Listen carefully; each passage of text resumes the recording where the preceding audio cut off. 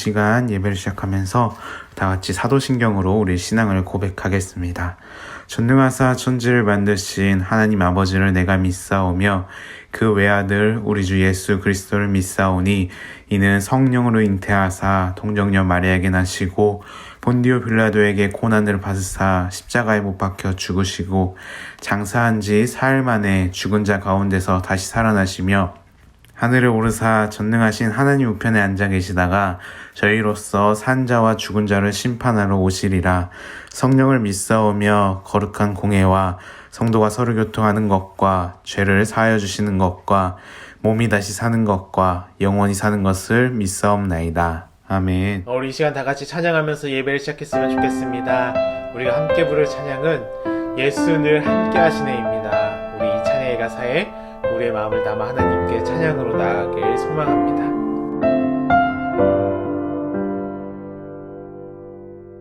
고단한 인생길 힘겨운 오늘도 예수 내 마음 아시네.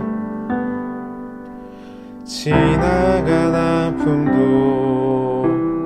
마주할 세상도 예수 내 마음 아시네. 믿음의 눈 들어 주를 보리. 이 또한 지나가리라. 주어진 내 삶의 시간 속에 주의 뜻 알게 하소서. 하루를 살아도 기쁨으로 가리. 예수 늘 함께 하시네. 후회도 염려도 온전히 맡기리. 예수 늘 함께 하시네. 믿음의 눈 들어 주를 보리. 이 또한 지나가리라. 주어진 내 삶의 시간 속에 주의 뜻 알게 하소서. 이 시간 예배를 위해 잠시 기도했으면 좋겠습니다. 하나님, 우리 예배를 기뻐 받아주시고 이 시간 하나님을 바라보며 나아갈 때에 우리와 함께 하시며 우리를 향한 하나님의 마음을 깨닫는 귀한 시간이 될 수 있도록 성령 하나님께서 함께 해달라고 우리 다 같이 예배를 위해 기도했으면 좋겠습니다. 다 같이 기도하시겠습니다.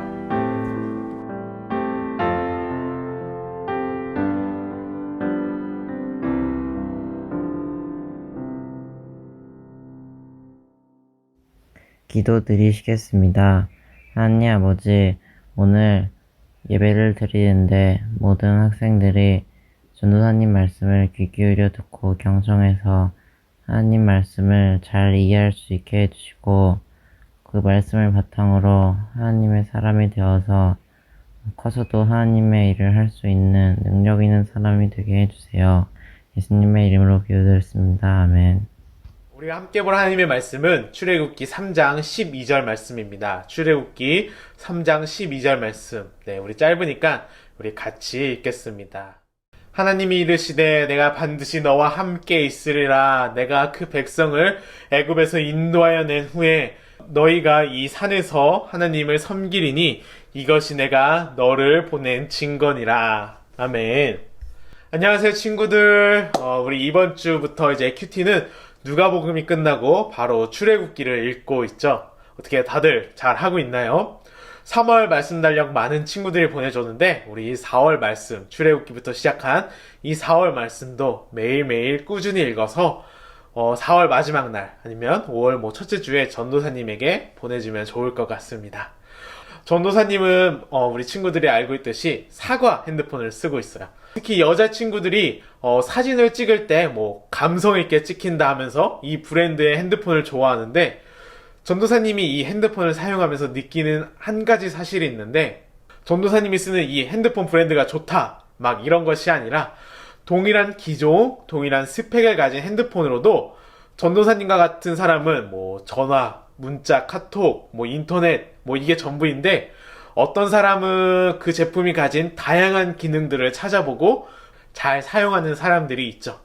동일한 기능을 가진 제품이지만 얼마나 그 휴대폰에 대해서 잘 알고 있느냐에 따라서 완전히 다른 휴대폰으로 될 수 있는 것 같아요.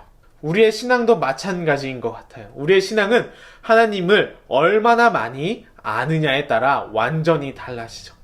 내가 믿는 하나님이, 내가 사랑하는 하나님이 어떤 분인지를 하나님의 말씀을 통해 알면 알수록 우리는 하나님에 대한 풍성함을 경험하게 되죠. 같은 시간, 같은 시대를 살아감에도 하나님을 얼만큼 알아가냐에 따라 하나님의 사랑을, 하나님의 풍성함을 누리는 것에 차이를 가질 수 있다라는 거죠. 우리가 오늘 함께 살펴본 본문 말씀, 모세를 통해 하나님이 어떤 분이신지를 우리에게 말씀해 주시는데, 오늘 본문 말씀을 통해 하나님이 어떤 분인지를 바르게 깨닫고 하나님의 풍성한 사랑과 그 은혜를 누리는 우리 친구들이 되길 소망합니다. 오늘 본문의 주인공 모세, 우리 친구들은 모세 하면 가장 먼저 어떤 이미지가 떠오르나요? 뭐 이스라엘의 지도자, 능력의 사람, 뭐 홍해를 가른 사람, 하나님과 대면한 사람, 뭐 등등 여러 가지가 있을 텐데, 우리 친구들이 잘 알고 있듯이 모세는 하나님의 손에 의해 이스라엘 백성들을 인도한 위대한 지도자였어요. 그러나 이 모세의 화려한 모습 이면에는 우리가 생각하는 것과는 다른 초라했던 성장의 배경이 있었어요. 오늘 본문에 나오는 이 모세의 모습은 이스라엘의 위대한 지도자라는 그 수식어와는 어울리지 않는 모습을 보여주고 있어요. 우리가 함께 읽진 않았지만 출애굽기 3장 1절의 말씀을 우리 다 같이 함께 읽어볼까요? 네, 시작. 모세가 그의 장인 미디안 제사장 이드로의 양떼를 치더니 그 떼를 광야 서쪽으로 인도하여 하나님의 산 호렙에 이르매. 아멘. 모세는 자신의 소유가 아닌 그의 장인 이드로의 양떼를 치기 위해 하나님의 산 호렙에 올랐어요. 매일 큐티라는 친구들은 이제 모세의 그 출생과 성장 배경을 잘 알고 있겠지만, 모세는 출생과 동시에 부모의 손을 떠나야 했죠. 또한 장성한 후 바로의 낯을 피하기 위해 미디안 광야로 도망가요. 정처 없이 헤매는 나그네가 되었어요. 모세의 출생과 성장 과정, 그리고 현재의 모습을 살펴보면 그는 철저히 혼자였고, 그가 가진 것은 아무것도 없었으며 세월이 흐를수록 그의 삶은 굉장히 초라하고 볼품없는 모습으로 보일 수가 있어요. 그런데 하나님은 그러한 모세를 주목하고 계셨어요. 또한 하나님은 모세를 부르시곤 사명을 주셨는데 어떤 사명을 주셨을까요? 우리 함께 10절 말씀을 읽어볼까요? 네, 10절 말씀입니다. 시작. 이제 내가 너를 바로에게 보내어 너에게 내 백성 이스라엘 자손을 애굽에서 인도하여 내게 하리라. 아멘. 하나님은 모세를 불러 바로에게 보내어 이스라엘 백성을 인도할 사명을 주셨어요. 모세의 입장에서는 굉장히 두렵고 떨린 하나님의 부르심이었을 거예요. 왜냐하면 자신은 애굽의 바로의 낯을 피해 자신의 생명을 지키기 위해 떠났는데, 그런데 하나님은 다시 애굽으로 돌아갈 뿐 아니라 그곳에서 종살이하는 이스라엘 백성들을 인도하라는, 당시 모세로서는 믿을 수 없는 부르심이었죠. 모세의 입장에서 하나님의 부르심이 어떻게 들렸을까요? 우리 11절 말씀을 다 같이 한번 봐볼까요? 네, 11절 말씀입니다. 시작. 모세가 하나님께 아뢰되 내가 누구이기에 바로에게 가며 이스라엘 자손을 애굽에서 인도하여 내이까. 아멘. 아마 모세의 답변은 이런 것이 아닐까요? 하나님, 저는 애굽의 바로의 낯을 피해 두려움에 그 땅을 떠난 도망자이고, 저는 지금 한낱 장인의 양떼를 치는 목동에 불과한데, 그런데 제가 다시 그 두려움의 땅으로 가서 이스라엘 자손을 인도하라뇨. 하나님, 제가 누구인지 모르십니까? 저는 아무것도 가지지 못했고 아무 힘도 없습니다. 그러자 하나님은 다시 한번 모세에게 말씀하시는데 우리 12절의 말씀을 보면 하나님이 이르시되 내가 반드시 너와 함께 있으리라. 내가 그 백성을 애굽에서 인도하여 낸 후에 너희가 이 산에서 하나님을 섬기리니 이것이 내가 너를 보낸 증거니라. 아멘. 하나님은 모세에게 너의 과거와 현재의 삶이 어떠함이 아니라 내가 너와 반드시 함께 할 것이고 너를 통해 내 뜻을 반드시 이룰 것인다 라고 말씀을 해주세요. 그리고 이어지는 대화를 통해 모세를 통해 일하실 하나님이 어떤 분이신지를 알려주며 여기서 끝나는 것이 아니라 그 약속의 하나님이 너를 보내셨다는 사실을 온 이스라엘 백성들에게 알게 하실 것임을 말씀하고 계시죠. 우리도 이 땅을 살아가다 보면 모세와 같이 철저히 혼자 된 것 같은 고독하고 외로운 시간들을 지나고는 하는 것 같아요. 특히 지난 날들의 시간을 돌아보면 나는 왜 이렇게 초라한지 무기력함을 느낄 때도 있죠. 나름 최선을 다해 살았고 노력을 했는데 현재의 내 모습에 만족하지 못하고 실망할 때도 있을 거예요. 세상 그 누구도 그 무엇도 나를 알아주지 않고 미디안 광야에서 장인의 양떼를 치던 모세와 같은 그 미래에 대한 꿈도 희망도 접은 채 그저 하루하루를 버티며 살아가는 친구들도 있을 거예요. 그런데 우리 친구들이 기억해야 할 것이 있는데 그것은 외로움과 고독함의 시간에 살던 그 모세를 하나님께서는 찾아오셨다라는 거예요. 그리고 모세에게 새로운 사명을 부어주셨죠.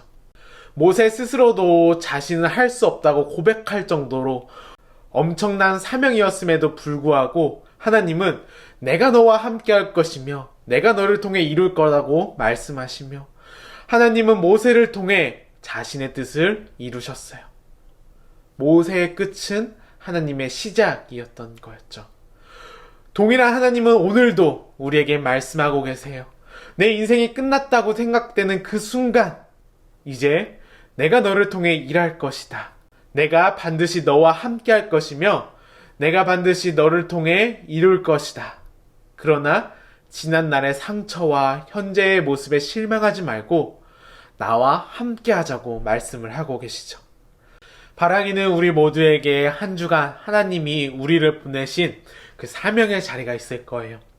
너무나 반복적인 일상이라 무기력하고 따분하게 느껴질 수는 있지만 하나님은 그곳에서 우리를 통해 일하시기를 하나님의 뜻이 이루어지기를 원하고 계세요. 나의 과거의 모습, 지금 내 모습이 아닌 나와 함께 하시는 그 하나님을 바라보고 하나님의 말씀과 약속을 기억하며 우리 친구들의 각자의 삶의 자리에서 함께 하시는 그 하나님으로 인해 아름답게 쓰임받는 우리 귀한 청소년 주일학교 친구들이 되길 소망합니다. 이 시간 우리 말씀을 생각하며 찬양했으면 좋겠습니다.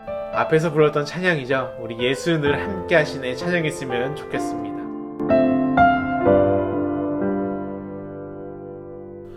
고단한 인생길 힘겨운 오늘도 예수 내 마음 아시네. 지나간 아픔도 마주할 세상도 예수 내 마음 아시네. 믿음의 눈 들어 주를 보리. 이 또한 지나가리라. 주어진 내 삶의 시간 속에 주의 뜻 알게 하소서. 하루를 살아도 기쁨으로 가리. 예수 늘 함께 하시네. 후회도 염려도 온전히 맡기리. 예수 늘 함께 하시네. 믿음의 눈 들어 주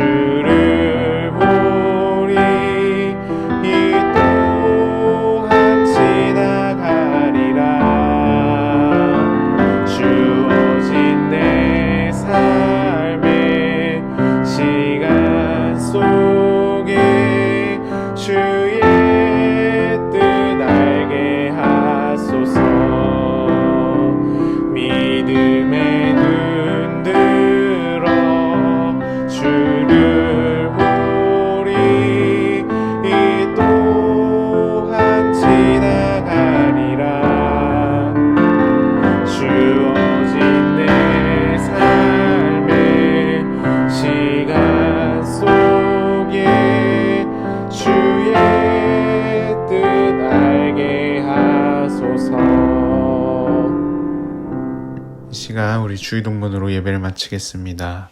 하늘에 계신 우리 아버지여, 이름이 거룩히 여김을 받으시오며 나라의 임하옵시며 뜻이 하늘에서 이루어진 것 같이 땅에서도 이루어지이다. 오늘날 우리에게 일용할 양식을 주옵시고 우리가 우리에게 죄 지은 자를 사하여 준 것 같이 우리의 죄를 사하여 주시옵고 우리를 시험에 들게 하지 마시옵고 다만 악에서 구하옵소서. 대개 나라와 권세와 영광이 아버지께 영원히 있사옵나이다. 아멘.